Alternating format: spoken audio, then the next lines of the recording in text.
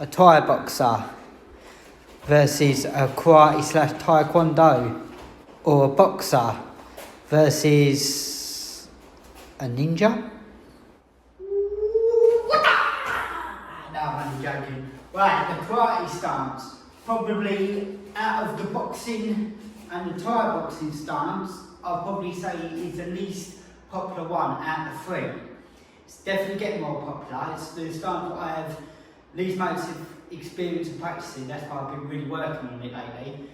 Anyway, because it is the most least popular stance, it could potentially be the most dangerous stance.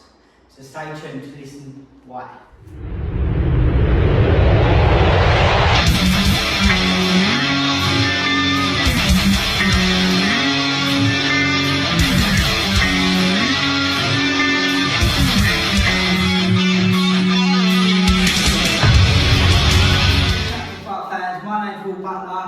Welcome to my YouTube channel. If you like MMA and fitness videos, you might want to consider smashing that subscribe button. Now, I've made two videos, one about the boxing stance, one about the Thai boxing stance. So once you watch these videos, you want to go check them two out. Some of the stuff I'm talking about in this video might make more sense. Karate stance, kind of the polar opposite to the Thai boxing stance. You've got the Thai boxing stance, which is very square on, where the karate stance is a lot more bladed, and they tend to be up on their toes bouncing. So you basically, you're like this, you're quite loose and you're bouncing up on your toes. And what this allows, loads who use this in taekwondo as well as karate, but what this allows is for springing in and springing out very quickly. So you're up on your toes, so you've got that movement to be able to move in and out very quickly. Now, their hands, a lot of the time, in, like I said, karate and taekwondo, I love to know their hands quite low. Some of the fighters for MMA have got to have their hands a little bit more higher. But the reason why they have their hands not so in tight is for balance, for when they want to throw their kicks. Because this stance is very, very good for throwing unorthodox kicks. Just like the spinning hook kick or side kicks. Because you're already bladed on, it makes it very easy to come in and to hit with a side kick. Now, doesn't mean you can't do this in the Thai boxing stance, but it's a bit more difficult. The footwork is a little bit more difficult. Because you're already square on, like I said, you've got that side kick and you've got the spinning attack. You can spin, come in and attack. Also works very well for tricky hook kicks as well, will come round at an awkward angle. Now, like I was saying earlier about the Thai boxing stance makes it a little bit more tricky. Some people say that because of this stance, the roundhouse kick, you don't get as much power. You get a lot more speed, but you don't get as much power as the Thai boxing one, where you step across, you can even split your leg to come up to roundhouse kick. The karate there's no setup to it, so you're on the balls of your heel, on the balls of your feet, and it spins in and kicks. So there's not as much setup. We're making more videos on that, the different styles of roundhouse kick. So you're going to be sacrificing power in the more karate stance for the roundhouse kick, but you're going to get more speed. But I feel as if you definitely get more power with coming in strikes, and it's quicker on spinning strikes because you're already bladed. You ain't got as much time to spin round, or rather than in the karate stance, you've got to step across to spin. You're already there. So if you're here and your opponent starts cutting across, you're already there to spin in and strike. Now, the one thing I've personally noticed about the karate stance is I feel comfortable from a southpaw and an orthodox position in the karate stance. I don't know why, but I just find it more easier the first strike and go straight into the other stance to work like that. And then I'll do the more other traditional stances. Now the one thing I haven't mentioned is the boxing aspect of the karate stance. Now where you've got out there, obviously you've got the jab, where you're not going to get as good a jab in the karate stance because your arm's already out there. So if you're up like this, you can easily throw that jab in. And like I said, a lot of times they have their arms up. And when you're doing this bouncing motion, you don't know where the hands are coming from.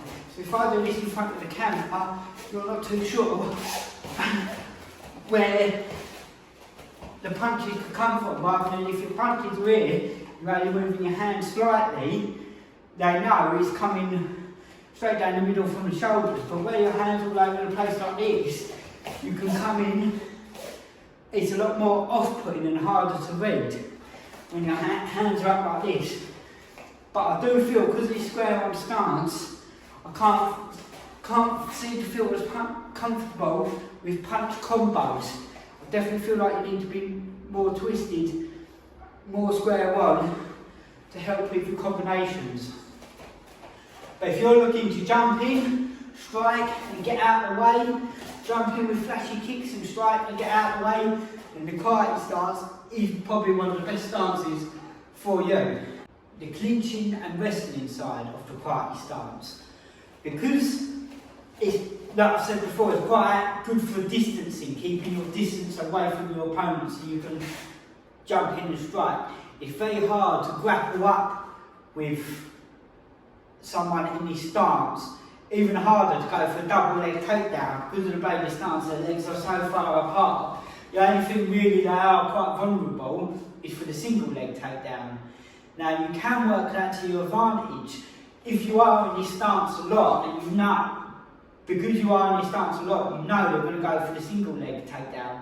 So you can practice defending against a single leg takedown quite a lot, rather than being in more of a square stance where you've got to practice defending against a double leg as well as a single leg takedown.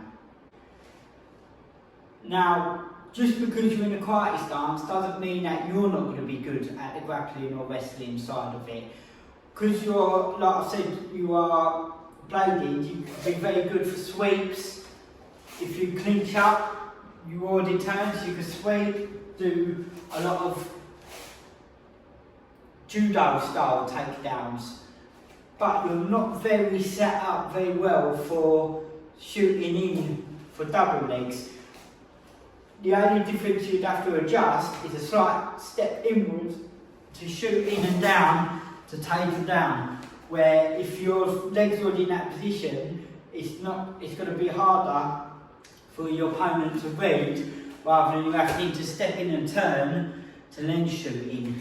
So just bear that in mind if you do want to practice the karate stance. The reason why you should definitely practice the karate stance, and why I think it's one of the most dangerous stances, is very similar to what I say is like fighting southpaw. If you've never fought a southpaw before, if you're an orthodox fighter and you're fighting a southpaw, punches seem to come from really weird angles, and it seems to be a lot more difficult, a lot more tricky to fight a southpaw. Well, it's the same with the bladed stance of someone throwing all these tricky kicks. If you're used to fighting, say, a Thai boxer who's throwing certain style kicks and certain ways of punching and throwing punches, and you're sparring with them type of people in your gym all the time, and you fight a karate person who, like I said, throwing all the different awkward hook kicks, different side-on kicks, quick snappy roundhouses, which you're not seeing coming, and then coming in, jumping in, throwing punches. It's very hard to read it, very hard to get the timing, because they're so far out and they're springing in very quick and springing back out again. So next time you're doing your sparring and you're practicing and you're training, go into the karate stance a little bit, move about like it. Like I said in the other videos, the best stance for MMA, there is none. Practice all the different ones. But if you can practice the karate one, and you can also do a southpaw karate, and you can get that good, then you might throw your opponent off guard and you might not be expecting some of the kicks and punches and strikes that are coming.